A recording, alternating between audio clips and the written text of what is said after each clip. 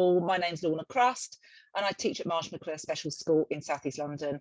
We're a youth sport trust lead inclusion school, and Virtual Pool evolved during COVID as a support group to do what it says on the tin there: connect, support and share ideas. And that's what we're going to be doing today. We're going to be focusing today's workshop, water safety assembly, including signing. So we've delivered workshops you can access, actually the links are on the Virtual Pool on water safety, but we thought we'd do a slightly different slant and do an assembly. So we went into a local primary school a couple of weeks ago and delivered an assembly from reception right through to year 6. And it's a different way of getting the water safety messages out to a wider audience. So we had staff in there, a wide age range of students, all learning about water safety. So it's a really good way of imparting that really important topic that meets the national curriculum target as well. So the assembly and the ideas that we're going to go through could also be included or utilised in a classroom, in a PE lesson, or even in the pool. So if you think to yourself, do you know what, I haven't got access to an assembly, or I don't, there's a particular rota going on, then obviously we can adapt these ideas that what suits your environment. We'll also be sharing some Makaton signs that support the content of a water safety lesson. So without further ado, let's have a quick go at a good afternoon. So thumbs up, 2 fingers above the lip, below the nose and outwards. So that's good afternoon. Once more, good afternoon, everybody. Okay, I'm going to hand over to Alison now, who's going to set the scene for our assembly for you to perhaps copy and do yourself. Thank you, Alison. Okay, so what we did at the beginning with the setup is we did arrange with the school prior to going to have about 9 or 10 children to take part. Now, some of that was due to just organisation. So when we were there, they were ready to go. And the other probably bigger part for us was we wanted to photograph the assembly so that we could share it so other people could do the same assembly. So as you can see, we had 4 children here, and these children are holding the 4 key water safety messages swim picks cards. And I also took some life jackets along for them to wear and also to share, and also to try and make life jackets a really cool thing to wear, as we all know that will make them a little bit safer, particularly if they're going in a boat or something like that.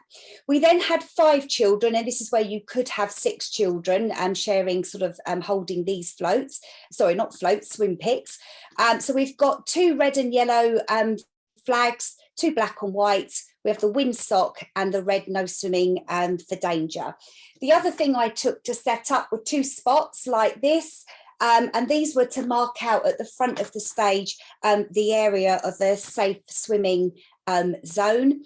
The other thing I did, because I'm quite visual when I'm teaching, is I actually wore a red lifeguard t-shirt so that we could talk about the importance of having a lifeguard about. So what we did then, so everything was set up, and we set out our assembly, and these were the 4 aims of our session. So they were going to learn the 4 key water safety messages, they were going to learn the beach flags, and they were going to learn how to stay safe around water, and we were going to learn some new signs. And you'll see Anna, who's on the call here, doing a little wait sign, which I'll show you in a moment. And they loved it, Anna. You would have really enjoyed it. So we did start. You can see Lorna there in the first picture. She was actually saying good morning, and everyone was copying. And I actually showed them how to say wait in BSL, which your hands are in like this and just go shh. And the exciting thing about this sign is that we had young children actually doing it off their own back halfway through the assembly, which I'll explain a little bit later for you.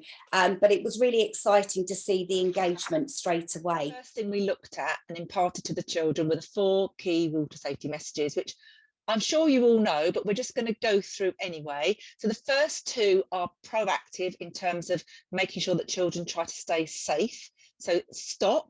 So we taught the sign stop and think, and then stay together. So we had them staying together or swimming with a friend or an adult. And then the final two water safety messages are what they would do in an emergency. And obviously the focus is to stay dry, but not to go in the water at any cost. But what they would do in an emergency is to ring 999 or 112.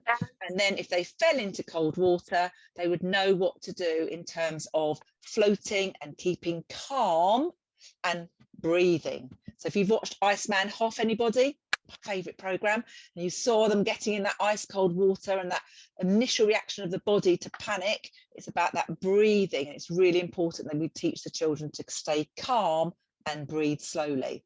So what we're going to do now is we're just going to have a look at those individual water safety messages. This is what we did in the assembly, because it's a very visual way of the children learning the water safety messages and learning a bit of Makaton signing as well. So let's all do it together. I can't see your cameras at the moment, but let's have a go at the stop and think. So that's the first thing. Before they go anywhere near water, they stop. So we put our hand up and think. You get your index finger and do a sort of small circle above your eyebrow of your dominant side. So once more, stop and think. Okay, so that's the first water safety message. The second one is about staying together. So always going with a friend or an adult. And that sign is hands outstretched and we go together. Okay, so staying with a friend, staying together. So we'll all have a go at that. The next water safety message is what's doing an emergency, and we're going to call 999. So call is a thumb and little finger down and up to your ear. So it's like a phone. So we call, and then for the 999, dominant hand has 5 fingers, non-dominant 4, and we go 999. So a little bit of finger counting going on for our younger students. So once again, it's ring 999. Okay, so as you can see, we've got all the children doing that and copying us, and also reinforcing those water safety messages. As I said, if they fell into the cold water, it's about staying calm, and that calm sign is you're doing it really slowly to reinforce that staying calm. So it's a circular action in front of your chest. So you're calm and breathe, and we have our dominant hand across our left side on our heart, and we just raise our hands slowly to breathe. So it's about keeping calm and breathing. So they're the 4 key water safety messages with the signing. We then went on to think about that stop and think water safety message, particularly when they go to the beach. So before they go into the sea, and also remember, I mentioned about the assembly reaching a wider audience, you're hoping that these students are going to go home to their mums and dads and tell them, or when they go to the beach, they can instruct them what the flags mean. So when they get to the beach, we've got different types of flags that indicate whether it's safe to swim. So for the sign, we've got red and yellow. So red is like a lipstick, and yellow is a Y sign, using your non-dominant hand to make a Y shape with your index finger of your dominant hand. So red and yellow. Should we all do it together? Red and yellow. So if you do it, it actually reinforces it as well for you. So the red and yellow flag, obviously safe to swim. Alison's going to be talking in more depth about the meanings of the flags. Then we've got our black. So we've got rubbing our face with our closed fist, our black and our white, and that's 2 fingers, your thumb and your index finger, pinching and out. That's white. So we've got black and the white flag, which I'm sure you all know is the hard craft zone. So that's where you have your surfers, your kayaks, your boats. So a lot of adults don't know what that flag means, actually. So it's really, whenever I've taught the assemblies, so a lot of the staff don't understand that's the meaning of that. So black and white, and that's for your kayaking or your boat. Then we've got the red flags. Again, we've got that red sign, and that's no swimming. So the kids love this sign, by the way, when you teach it, and it's danger. So think shark fin, top of your head. So we've got our danger sign. Okay, so obviously that means no swimming. And the final flag that we were getting them to recognise was the yellow wind flag. Orange wind flag. So orange, get your hand, and we go orange, and then wind. So we have our wind 1, 2 by the side of our face. So that's the wind sock that indicates how windy it is and whether they should take their pink flamingo out onto the sea or not, which hopefully they would think twice about in this country. And there you go, we've got Alison showing the danger sign when we were doing it, with the little boy next to her holding up the swim picks cards indicating that red flag. So we've got our danger sign there. So I'm hoping that's all clear, and for the flags and how we develop that knowledge for the students in the assembly and the staff, of course. Okay, I'm going to hand back over to Alison. Okay, so what we did then, once they'd learnt some signs, we continued to use these through our next bit, but we were now going to think about putting it into practice and making it quite visual. So as we've got here, we started with these two key water safety messages. So you've got your stop and think and stay together. So we went through that. And then what we did is we got the children up. So I used those spots I spoke about earlier, and I put one on the floor here and one on the floor over here. And my two pupils were holding up the Swim Picks red and yellow flags. I also had a red shirt, and you'll see in a couple of slides time on the back it said lifeguard, so that I was also there as a visual aid that would be safe. So if the two flags were flying and there was a lifeguard there, it meant that I was safe to swim. So we then got the other children that were holding the flags to come and swim between that zone. And as Lorna mentioned, the assembly was from reception through to year 6. So some of them may not have had swimming lessons yet, but we got the whole school doing some breaststroke arms within that. So it was very visual. We had the flags, I was the lifeguard, and we had our swimmers swimming within the zone. After we'd done that, we had a bit of fun with that. We talked about the black and white flags. So we had the two pupils here holding them up. Lorna explained as she was pretending to be a boat and I was swimming, and then we bumped into each other. So we explained it that way, that it's not safe to swim if boats are around in the water or those flags are flying. So once we got that established, what we did is we had our zone made again. We got our other children that had the 4 key water safety messages and the life jackets on, and we kind of were making these a cool thing to wear. We did explain about the life jackets, that you have to put your legs between the straps here so that the device doesn't come over your head. And then would be safe to go kayaking, for example. So everybody was doing the kayak action, everyone sat down, and these 4 lovely pupils here were doing that as well. So again, they had a lot of fun with that, and everybody was involved.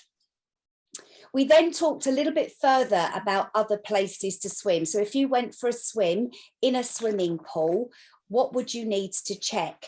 So for us, what we did is I turned around and said, I'm the lifeguard and I've got a whistle. So before you entered the swimming pool, you would need to have a look to see if you could see the lifeguard. And maybe if you were learning to swim, we also mentioned that you might need your armbands or some kind of flotation device, or have you got another adult with you so you can stay together? So all the way through this, we were stop and think. Are the flags flying? Is there a lifeguard? What flags are flying? So it was a lot of stop and think, and they really did get the hang of that. It was really, really good. So they then went on to the last 2 key water safety messages, and we talked about if someone else was in trouble. We actually developed that as if they were in trouble, what would you do? So we did our call 999. And if you fall in, float, breathe, relax. And we said about staying calm and breathe. And I also explained a little bit about cold water shock, which I'll show you in a moment. So what we did, all children love shouting. So what we did to start with is we sort of said, if you were in trouble, then you might need to shout for help. So we did have, as you can see, they all shouted really, really loud. The Makaton sign for stop became really useful because we were able to put our arm out and they started to quieten down. One little girl halfway up on the assembly started going, shh. And it was amazing how the children around her started doing the wait sign that I'd shown them at the beginning. And to be honest, even themselves, they were communicating in a different way. And it was really effective. So I'm so glad I shared that sign with them. We also went through, you can shout for help, but what's the action for help? And as you can see at the top here, we've got waving going on. And we were saying if someone waves at you, it's like they're having a nice time and they're saying hello, but they wouldn't know that you were in trouble. So we then made sure that they knew that the arm was up straight, as we can see in the picture here, and also that they would shout for help. So that worked really well. So the next one was the if you fall in, float, breathe, relax. And Lorna did show a video of a child falling in, turning onto their back and stretching out in the water, which was really useful for everybody. We were unable to get everyone to do floating positions purely because, as you can see from the picture, they were really close together. So we did talk about if you fell in and the water was really cold, it might make you a little bit confused. You might lose your breath and start breathing really shallow. So that's where our calm sign came in and our breathing sign. So after all that shouting, what we did is we got them, feel free to do it with me now if you want to. We did the breathing sign for Makaton and we just tapped 3 times to breathe in. So we breathed in 1, 2, 3, and then we breathed out for 6. 1, 2, 3, 4, 5, 6. And we did that 3 times just to allow them to calm, breathe, stop, think, what am I going to do? Do I need to action for help? So they can then start to make decisions. So by this time they'd had a great time, and then all that was left really to do was to see what they'd remember. So we're going to do that with you now. So I'm going to stop sharing and I'm going to hand back to Lorna. So at the end of the assembly, as Alison said, we went back and retracked their learning and just checked what they could remember from the 4 water safety messages and the signing. So let's do it together, everybody. So thinking about those 4 water safety messages, the first one was, what is the first one? Ready? Stop and think. You all knew, didn't you? So stop and think. Okay. The second one, obviously linked together, is swim together. So we've got our hand outstretched and we swim together. So they're the proactive water safety messages. That's what we really want to get them to understand, is to stop and think whenever they're near water. Yeah, recognize the flags, have a look at the flags. Is it safe to swim? Is there a lifeguard there? And always swim with a friend. The next 2 obviously is ring. So we've got our phone, so we're going to ring 999. That's brilliant. Well done, everybody. Let's do it one more time. Ring 999. Okay, and the last one, if you remember, was to keep calm and breathe and breathe. And as Alison said, if you're going to do this assembly, this format, it was really good because they were so excited, having been shouting and hands up and doing all this, to then get them to really regulate their breathing. So they're the 4 water safety messages to impart, plus the signing. And then the flags that we learned was the red and yellow. So we had the red, brilliant, well done, and the yellow. So we've got our Y, brilliant, and that's safe to swim. So that means we can do swimming. So you might get the children assembly swimming. Then we've got our black and our white. So that's a pinch and an out. So pinch and an out for our black and white flags. That's our motor craft, our hard craft area. And again, you could get the children kayaking if you're in a confined spaces, which is what we did. And then we've got our red. And what was the sign for the red? Does anyone remember? It's the, whoa, well done. Fantastic, Michelle. There we go. Our danger, our shark sign there. And then finally, we had our orange socks. So orange, and that's the wind sock. And wind. Okay, well done, everybody. So the little introduction into some signing and obviously water safety, but also the assembly format, which it does work. So it's always good to have a template, isn't it? So I think that was hopefully useful for you. But what we're going to do now is we're going to just put you into breakout rooms, because the focus of this group, as we mentioned, was about connecting. So it would be really good for you, to connect with each other, but also when you're in the rooms to have a think about how you could use and adapt the ideas that we've shared with you today. Some of you might go, do you know what, I've got no access to an assembly, but you might think, do you know what, I teach that school, or teach a school in school swimming, maybe I can tap into them and see if they want me to come in and deliver an assembly. So how can you use our ideas in your format, in your environment? And two, because it's about sharing ideas as well, do you have any ideas on teaching water safety that you would like to share with us? At the moment, there's a lot of children that are very fretful of the water. So and it's so important. It's overcoming a lot of fears and trying to just get them comfortable. And actually, this can be quite a fun session for them, and actually they really enjoy it, but it really reinforces the rules around water safety. Yeah, absolutely. And I think if you can get a child to stop and think, they might just make that right decision, mightn't they? Whether they're a non-swimmer or a really good swimmer, it's really important you kind of work out the situation. So I was saying that, so we're based in Nottingham, so a lot of our children from the schools that we teach, they're quite deprived, so they might not actually get to the beach. So we do cover water safety for the beach and the flags and play games, but we also have the purple one in, so they get an element of interest and fun, because that's like sea animals. So like if you go to Skegness, which is our closest beach, there are actually a lot of jellyfish there.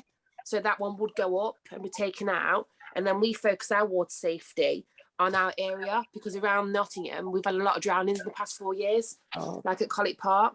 So we'll try and get them to remember their location, where they are, where they've been, what they've passed, like a calf, because they might not have a mobile phone, because a lot of children don't with the schools we teach. Not all schools are deprived, but a lot where I work are quite deprived. So Water Safety Week is a biggie. And our same with signing, you actually use it more than what you think. So when you're teaching people to swim, you're using it all the time. You just don't know you are, because you're unaware. And if you've got children, you use it too. It's just putting the 2 and 2 together and realising what you're doing. And kids do. It doesn't matter how old they are, they'll copy you. Absolutely, I totally agree. And I have to say, even with the work that sort of me and Lorna did to get this assembly going, I run a swim school, and during Drowning Prevention Week, it's inspired me to actually add those signs in this time, so that they actually go away in that half at having learnt the Makaton signs, because I think it makes it so inclusive as well, doesn't it? Yeah, definitely. You know, so thank you for that. Purple flag. Well, I've learned something. I didn't know. And I think tweaking it to your area as well makes it very relevant, doesn't it? So I think that's a really good thing to add in. So thank you for that. And I think I run a swim school as well, and I love doing the Drowning Prevention Week as well, because I get parents emailing me in the summer saying, my 4-year-old's gone to the beach and just told me what the flags mean, and that I've got to stay within the zones. You think, yes, that's what it's all about, isn't it? Passing that message on. And we had quite a good discussion about what we could do to utilise dry side time. So we did have a brief discussion about who would put in the helicopter to be able to get attention from that. No, but we talked about potential links with the fire service, probably more realistic, getting somebody from a local fire station over. Talking about utilisation of travelling time on the coaches, whether or not you could use swim cards or other visual cues and discussion on the coach. Competitions like colouring competitions, poems, raps, whether or not they could make a wrap up with the 4 key messages and the water safety messages, and be a little bit creative with it that way. Talking about bringing pupils down to the pool before their first swimming lesson, so that they've seen the signs on poolside, utilising pop-ups on poolside, so spot the dangers, any sort of visual resources that can be in the pool hall or changing rooms. If you can't necessarily get out there to outreach to a school, that changing time is vital, isn't it? 5 minutes on either side of each lesson, lots of opportunity for them to see visual pieces of information there. Well, I said that I'm not involved with schools, so that's I was thinking, being involved with a swimming club, that we could say when we have our general meeting, that maybe we could do, a little presentation about it and use your ideas. I think with Anne, I think that's a really valid point as well with the swimming club, in terms of remembering that it's very inclusive, this water safety message. So whether you're dealing with special needs, so here at school, I'm obviously at Marsh, we do a big thing on the Drowning Prevention Week. We also, if you've got elite swimmers, it's really important for them, isn't it? Because they might go, you know what, we're really good swimmers. We don't have to recognise these flags. We're just going to go over there because there's too many people in between the red and yellow flags. So it's really important that we deal with all ages and make it a very inclusive message. So even at my swim school with our little dots, 3-4-year-olds, they come in with their T-shirts just so they can feel what it feels like to swim in a T-shirt. Yeah. But this assembly, we loved, didn't we, Alison? Because we had 400 children. and the staff, and they all got it. You know, within 20 minutes, they all got that message about how to stay safe near the water. Yeah, it was lovely. Does anyone want to add anything? Anne, go on. Yeah, we did query why you didn't show a sign for floating, as floating is such a key point for safety. Yeah, good points. Yeah, I think more than anything, it was the space that we had to think about, the space, because the kids were literally rammed into each other sort of next door. So we did have the swim pics visual of them laying on their back. But actually sort of signing with arms out, etc., might have been tricky in an assembly situation. Yeah, maybe we could have done it up the front, maybe more, you know. Yeah, good point, Anne. You know, we all sort of learn, etc., from that. So yeah, but that's why we didn't do it, was purely because of space, and they were literally rammed in. This workshop useful, and please, if you don't belong to the Virtual Pool Facebook page, please do join and share your ideas.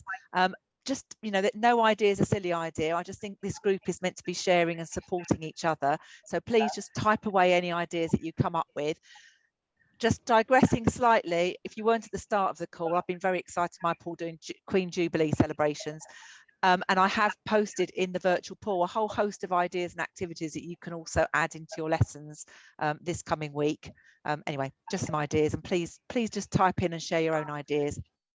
In regards to this workshop, we are going to create a template for an assembly based on what we delivered. Yeah, so the ACE in June newsletter, which goes out beginning of June, will have the lesson plan for this assembly. So if you're thinking to yourself, do you know what, I think I could do this in my school, but I can't remember it all, then please wait till beginning of June and we'll have that format for you to download. It will also be on the ASWIM website, because there's lots of useful resources on that, and I will also post the newsletter on the Virtual Pool Facebook page. Going on to what else we're offering, we've got a workshop on the 13th of June in the evening, 7 till 8 p.m, exploring dyslexia and dyspraxia with strategies and solutions for the swimming pool.